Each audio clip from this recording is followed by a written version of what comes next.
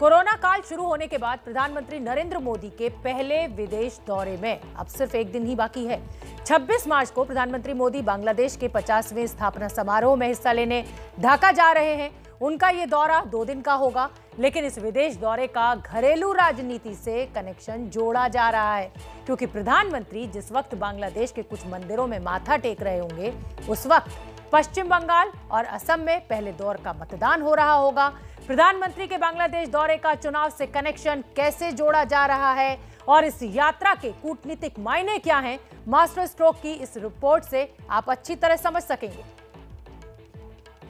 भारत माता की, भारत माता की, तृणमूल कांग्रेस जिंदाबाद। यही इनका खेला है, यही इनका खेला।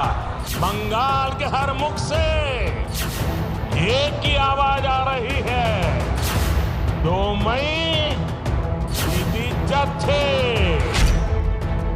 2 मई दीदी जाच्छे, আসল পরিবর্তন আছে।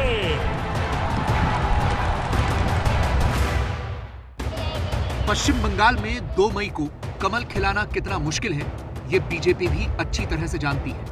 इसलिए ममता बनर्जी के मजबूत किले को ढहाने के लिए प्रधानमंत्री मोदी के नेतृत्व में बीजेपी के सभी सेनापति मोर्चा संभाले हुए हैं।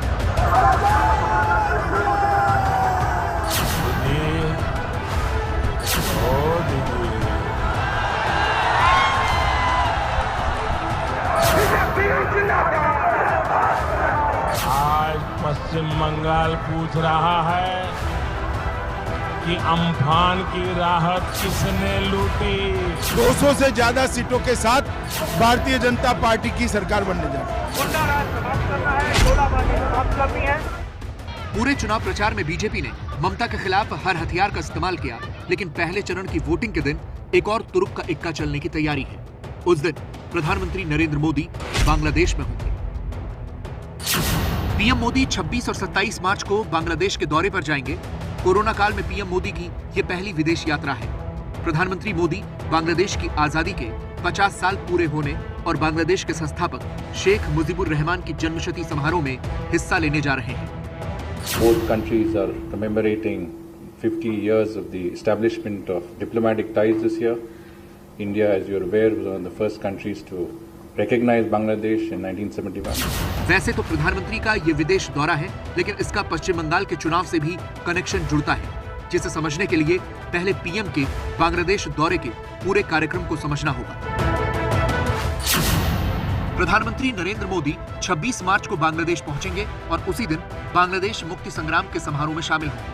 अगले दिन प्रधानमंत्री मोदी ओरकांडी में मतवा मंदिर के दर्शन करने जाएंगे। इसके अलावा वो सतखीरा में सुरेश्वरी काली मंदिर में भी माथा टेकेंगे। प्रधानमंत्री मोदी के 27 मार्च के ही कार्यक्रम को पश्चिम बंगाल के चुनाव से जोड़ा जा रहा है। 27 मार्च का दिन कई मायनों में इस लिहाज से महत्वपूर्ण होगा क्योंकि प्रधानमंत्री बहुत सटल मैसेज, कुछ अनकहे संदेश देने की कोशिश करेंगे। ढाका से बाहर बांग्लादेश के अंदरूनी इलाकों में ओराकांडी एक जगह है जहां मतवा संप्रदाय जो है उसके संस्थापक हरिचंद ठाकुर और गुरुचंद ठाकुर का वो स्थान है। वहां पर मतवा महासंघ का भी वो मूल जन्म स्थान कहा जाता है और मतवा संप्रदाय को मानने वाले जो दलित समाज से हैं, खासतौर पर पश्चिम बंगाल की अगर बात करें तो 2 करोड़ से ज़्यादा इनकी आबादी है। चुनावी लिहाज से भी ये बेहद महत्वपूर्ण है।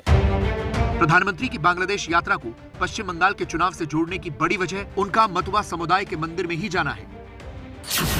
बांग्लादेश में जब पीएम मतवा मंदिर में होंगे तो पश्चिम बंगाल में मतदान हो रहा होगा। दरअसल पश्चिम बंगाल के करीब 1.5 करोड़ वोटर मतवा समुदाय से हैं, जो विधानसभा की 30 सीटों पर सीधा असर डालते हैं, जबकि 50 सीटों पर इनका प्रभाव माना जाता है। 2016 में ममता बनर्जी की जीत में मतवा की बड़ी भूमिका थी। मतवा समुदाय के मंदिर में माथा टेकने के साथ ही प्रधानमंत्री अपने दौरे में सतखीरा के सुरेश्वरी मंदिर में भी दर्शन करने जाएंगे। बंगाल के चुनाव में इस बार मजहब एक बड़ा मुद्दा बना हुआ है, इसलिए पीएम मोदी के मंदिर दर्शन को भी चुनाव से जोड़ा जा रहा है। प्रधानमंत्री मोदी अपने 27 मार्च के कार्यक्रम की शुरुआत जो है वो सतखीरा के जसरेश्वरी मंदिर से करेंगे, जो कि काली मंदिर है। भारत में इस समय पश्चिम बंगाल के चुनावी घमासान के दौरान काफी धार्मिक मतों को लेकर और खास तौर पर श्री राम बनाम दुर्गा को लेकर बहुत सारी बहस होती रही है। और ऐसे में प्रधानमंत्री मोदी अपने 27 मार्च के कार्यक्रम की शुरुआत इसी जसोरेश्वरी मंदिर से ही करेंगे, जो कि एक कालिका मंदिर है। पीएम के बांग्लादेश दौरे को पश्चिम बंगाल के चुनाव से भले ही जोड़ा जा रहा हो, लेकिन मतुआ समुदाय के लोगों का असर जिन सीटों पर है वहां मतदान 5वें चरण में होना है। लेकिन बंगाल चुनाव ने पारा इस कदर चढ़ा रखा है कि पीएम का विदेश दौरा भी सियासी बन गया। नरेंद्र मोदी की ये खूबी कहिए या कमजोरी कहिए, वो चुनाव में ऑल आउट जाते हैं। कभी कोई चुनाव में अपनी ओर से कोई चीज छोड़ते नहीं है। कई बार वो उचित अनुचित का बॉर्डर भी लांघना लगता है कि उसको भी लांघ रहे हैं, लेकिन जब चुनाव होता है तो वो अपनी तरफ से ऑल आउट जाते हैं। तो इसलिए अभी जितना कुछ भी हम देख रहे हैं, बल्कि आज चुनाव के समय नहीं, उसके काफ़ी पहले से नरेंद्र मोदी और उनकी पूरी टोली जो कुछ कर रही है वो बंगाल जीतने के ख्याल से कर रही है। भारत और बांग्लादेश के रिश्तों में तो मजबूती आएगी ही, इससे चीन पर भी लगाम लगाने में मदद मिलेगी, क्योंकि चीन बांग्लादेश में पैर जमाने की कोशिश कर रहा है। चीन ने बांग्लादेश के रास्ते भारत को घेरने का मंसूबा बनाया हुआ है। प्रधानमंत्री मोदी की इस यात्रा से बांग्लादेश में चीन पर लगाम लगाने में मदद मिलेगी। 5.5 साल बाद प्रधानमंत्री मोदी बांग्लादेश पहुंच रहे हैं और ये उनकी यात्रा दोनों देशों के बीच संबंधों के एक नए अध्याय को भी शुरू करेगी। कैमरामैन संजीव कापड़ी के साथ प्रणय उपाध्याय, ढाका, एबीपी न्यूज। और इसी खबर पर ज्यादा अपडेट के साथ प्रणय उपाध्याय मेरे सहयोगी बांग्लादेश के एक शहर से जुड़ रहे हैं, मैं खुलना से जुड़ रहे हैं। प्रणय, प्रधानमंत्री 27 मार्च को गोपालगंज में मतुआ समाज के मंदिर जाएंगे। इसी दिन बंगाल में पहले चरण का मतदान है, लेकिन ये कोई पहली बार नहीं हो रहा है। आपको याद होगा कर्नाटक का चुनाव था तो नेपाल में सीता मंदिर पहुंचे हुए थे, लोकसभा में चुनाव था तो केदारनाथ की एक गुफा में थे। आप वहां जमीन पर मौजूद हैं, क्या आपको लग रहा है वोटिंग पर इस सब से असर आएगा?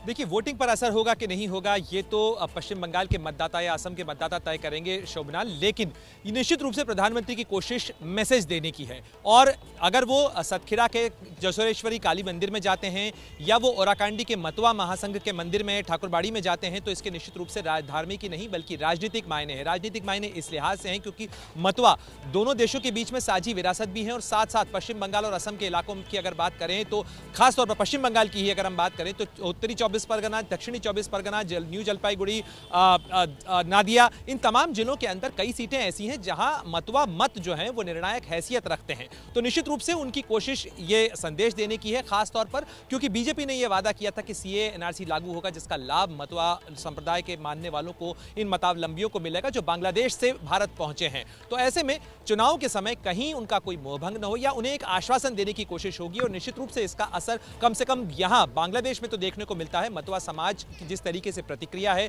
जिस तरीके से उनका यहां पर स्वागत की तैयारियां की जा रही हैं, जिस तरीके की प्रतिक्रिया सुनने को मिल रही है, खासतौर पर मतुआ महासंघ के अध्यक्ष से जब हमने बात की तो उन्होंने भी कहा कि पूरा मतुआ समाज इस चीज को लेकर बहुत खुश है कि जिस तरीके से भारत के प्रधानमंत्री ने बांग्लादेश के इस अंदरूनी इलाके के अंदर आकर एक संदेश देने की कोशिश की है, मतुआ संप्रदाय से जुड़ने की कोशिश की है, उनके घर आने की, ठाकुरबाड़ी उनका जो पूजनीय स्थल है वहां पर आने का कार्यक्रम बनाया है। जी शोभना। बिल्कुल, ममता बनर्जी के लिए ये मतुआ समाज का वोट ही बेहद निर्णायक रहा था और शायद यही कोशिश अब प्रधानमंत्री के द्वारा है कि इस मतुआ समाज के वोट को साधा जा सके। प्रणय, मैं आपसे समझना चाहूंगी, चीन की अगर बात करें तो चीन बांग्लादेश के जरिए भारत को घेरने की कोशिश में है। क्या प्रधानमंत्री की इस यात्रा का कुछ असर आप होते हुए देख रहे हैं? चीन इसको कैसे लेगा?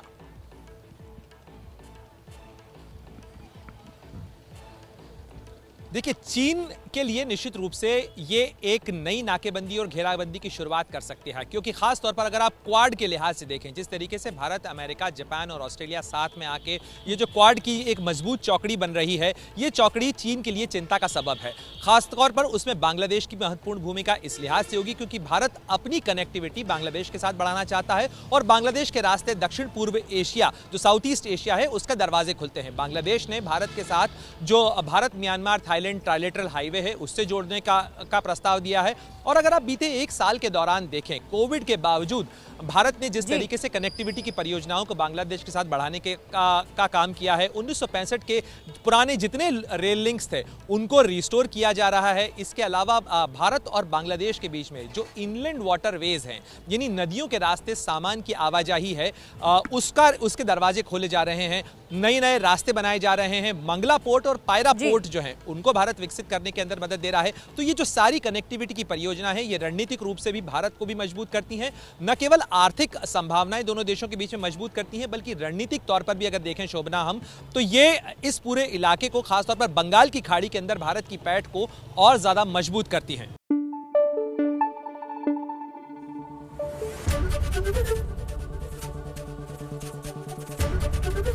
एबीपी न्यूज आपको रखे आगे।